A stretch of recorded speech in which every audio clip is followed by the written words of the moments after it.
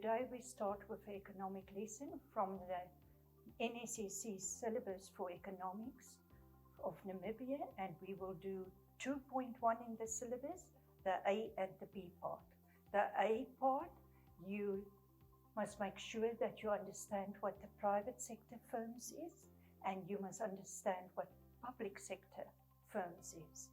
So private sector firms is all these firms that is owned by private individuals.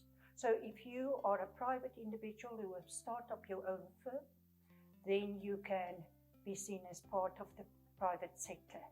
If you have bought shares in a private firm, or you become a partner in a private firm where you have invest money in, then you can be seen as part of the private sector. Now, when is firms in the public sector? This is where it is owned. All firms in that sector is owned by the government. So that's very easy to remember. Public sector means it's owned by the government, the firms, and private sector means it's owned by private individuals or by the private companies. Okay, we start, and then to further look at private sector firms, you can say the main aim of a private sector firm is to increase, maximize their profits. But if you look at the public sector firm, their main aim is not to maximize profits. It must obviously always try to achieve profits, but the main aim is to improve the welfare in the country of each and every citizen.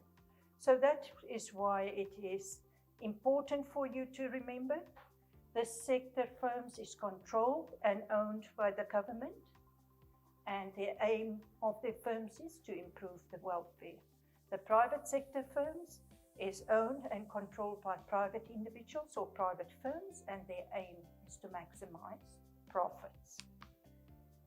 Okay, if I give you examples of a public sector firm, you can see on the PowerPoint, it is any nationalized industry. In our country, they call it parastatals, or they call it public enterprises, or they call it public corporations.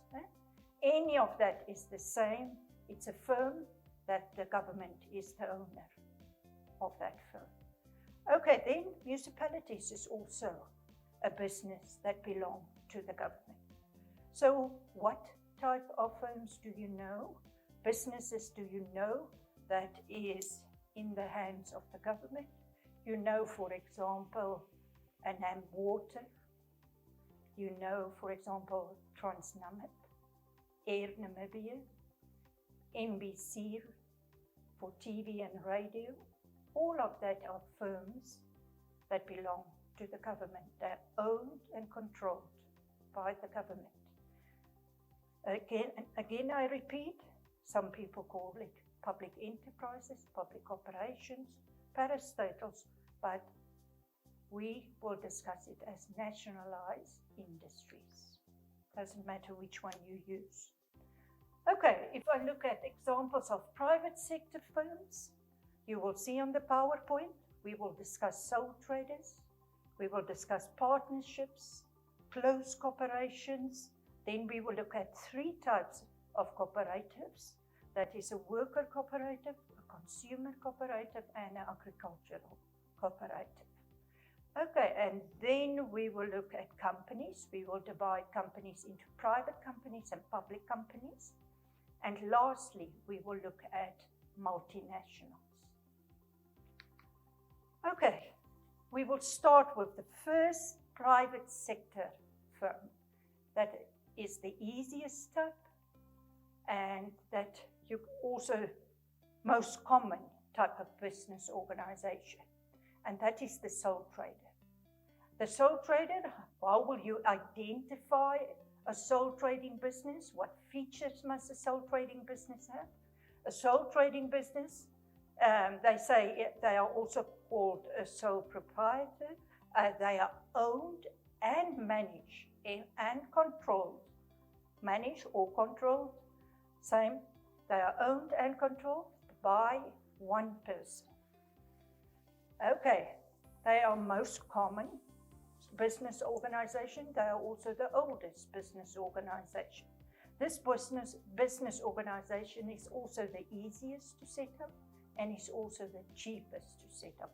There's very little legal requirements according to what you must do and may not do. Okay. This is also the business organization that supply the most jobs in the country. And that's why the government like to support sole trading firms, because they know that they employ a lot of workers. The government normally helps sole trading firms by supplying to them soft loans. A soft loan is a loan with a low interest rate. So they also assist them sometimes, not only with money in form of a soft loan, but also with financial advice. Okay, another point is that in a sole trading business, one of the features is unlimited liability. Now, the meaning of that is there is no separation between the owner and the firm, the sole trading firm. So if the sole trader is bankrupt, then it means the owner, those to whom the sole trading business owe money, they can come and take the assets of the owner and sell it to get their money back. So unlimited liability means that the owner is responsible for the debts, all the debts of the sole trading business.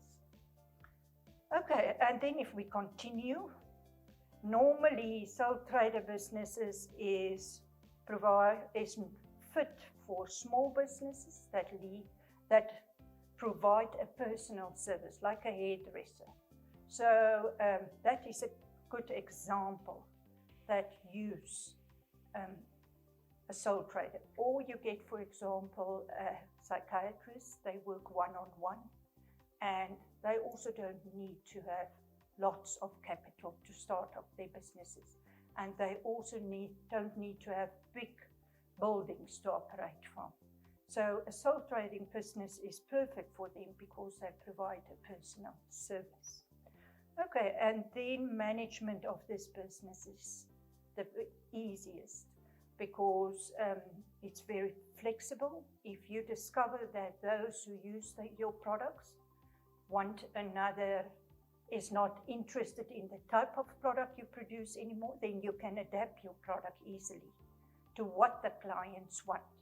Say, for example, your business produced tracksuits, and now there's a new type of material that they can use for tracksuits. Then the clients will quickly tell you, we don't want that other material anymore. We want your tracksuits, but you must use the newest material that is available. And that is easy for you as a manager to implement in your business because you don't have to contact 10 other managers or 20 other shareholders before you can make a decision. It's you and you can act immediately. Okay, we can look at another point. This is not such a good point, as you already have picked up. Some points is good and some is not so good, but this one say if the owner dies, the business will come to an end. So there's no continuity in this business type. That is one problem. And then another feature is that in this business type, because they are small, they don't have a lot of workers, they can build up very good relationship, the management with the workers. And if you have a good relationship with your workers, they normally work more efficiently and will try to increase the output of your firm. Lastly, a problem to get capital together to expand your firm if you want to do so. Because to get capital from a bank or a financial institution, you must realize that you need to offer security. And if you don't have security to offer, you will not be able to get a loan. So this is normally, if you are a sole trading business and you don't have lots of security to offer, you will also not get a very big loan. So that can be negative. So for group work in your class, you can again divide your class in groups of 4, and they can look at features of that you just discussed, the features of the sole trader, and they can identify what is advantages of a sole trading business and what is disadvantages. And they can make a clear summary of that. Okay, for classwork, you can also give this as homework, because perhaps students can go and make a phone call or visit a business to ask them. For classwork or homework, you can ask a student to give 2 examples in the town or in the city that you are situated of sole trading businesses, and give reasons why they think this is a sole trading business. Okay. Then we will see what you have discovered is the advantages of a sole trading business. Very easy. If we look at this, if the owner, if it is his business and all the profits go to him, he will obviously work very hard and will put a lot of effort in his business to be successful. Okay, and another point is, as I've said, legal requirements is very little. To start up a firm, that is the advantage. It is not very expensive to do so, and it is for management the easiest business type that is the easiest to manage. And then in the case, another advantage is that managers and owners are in a close relationship. And as I've said, that can increase the output at which your workers produce, because they feel happy and safe and look after, and they feel you listen to them. Okay, and then if we have disadvantages, look at what you have as disadvantages in your group for a sole trader, and see if you have these points, and if you can add more, we can discuss that. Sole traders have unlimited liability. That's what I've said, that the owner is responsible for the business debts. Okay, and then another negative point, I've said if the owner died, then the business stops. There is no continuity. And the last point you remember, I have said it is very difficult to get a lot of capital together due to a lack of security.